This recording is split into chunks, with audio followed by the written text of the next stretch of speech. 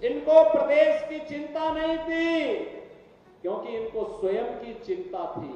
और इसी के लिए ये 450 करोड़ रुपए की विकास की परियोजनाओं की सौगात लेकर के आज मैं आपके पास इस मंच के साथ आया हूं। और भाइयों, पहले सामाजिक ताने बाने को इन्होंने छिन्न भिन्न किया,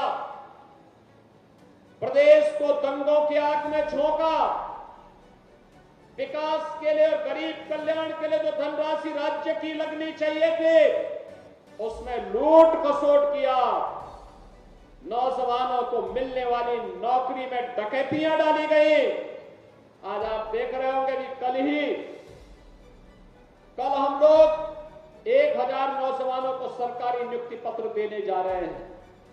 अभी हाल ही में आपने देखा होगा 60,200 से अधिक नौजवानों को उत्तर प्रदेश पुलिस बल में नियुक्ति के लिए हम लोगों ने परीक्षा सफलतापूर्वक संपन्न की। मैं कहता हूं ये देश ही नहीं, दुनिया की किसी भी सिविल पुलिस की सबसे बड़ी भर्ती थी, सबसे बड़ी भर्ती। और कहीं कोई शिकायत नहीं, कोई भेदभाव नहीं, कोई भ्रष्टाचार नहीं। क्या यही काम 2017 के पहले भी होता था क्या?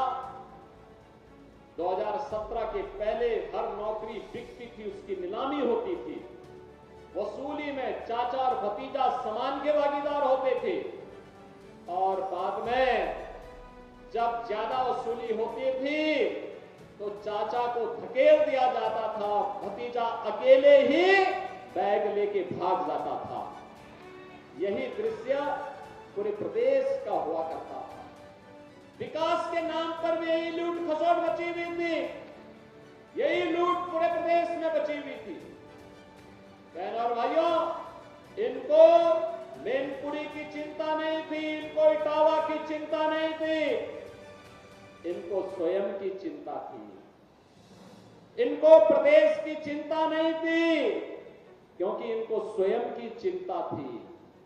और इसीलिए जब उनको लगा कि अब उत्तर प्रदेश सुरक्षित नहीं रहा, तो इन लोगों ने तो अपने लिए दुनिया के अलग अलग देशों में द्वीप खरीद लिए होंगे, लेकिन बहनों और भाइयों, हमें और आपको तो इसी प्रदेश में रहना है। हमें और आपको इसी प्रदेश में रहना है। चाचा की तो नियति ही है हमेशा धक्का खा करके वहीं पड़े रहना, लेकिन बहनों और भाइयों, उत्तर प्रदेश वासियों को धक्का खाने की आदत से अपने आप को उभारना पड़ेगा।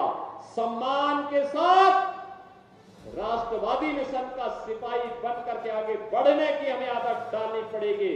और इसी के लिए ये 450 करोड़ रुपए की विकास की परियोजनाओं की सौगात लेकर के आज मैं आपके पास इस मंच के साथ आया हूं।